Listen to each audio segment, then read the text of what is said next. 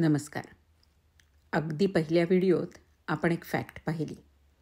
बरोबर ती 5-7 हजार विचार मनात येतात ना ती. त्यात एका विचाराची भर टाकली की हे सगळे अव्यक्त विचार व्यक्त करण्यासारखे असतात का? लगेच कळले.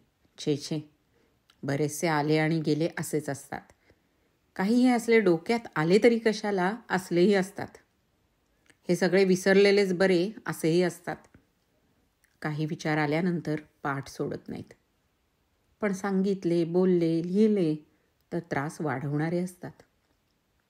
हे असले प्रयत्नपूर्वक विसरलेच पाहिजेत.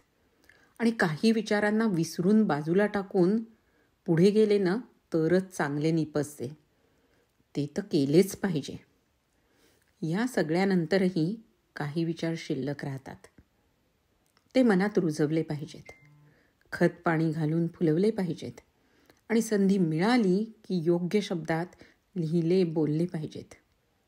फक्त केव्हा, कोठे, कसे आणि किती याचे तारतम्य आले की विचारांचे सामर्थ्य वाढते.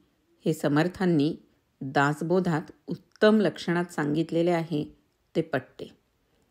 समर्थ म्हणतात, विचारे विण बोलू नये, विचारे विण बोलू नये, विवंचने विण चालू नये, विचारे विण बोलू नये, विवंचने विण चालू नये, मर्यादे विण हालू नये, काही एक श्रीराम.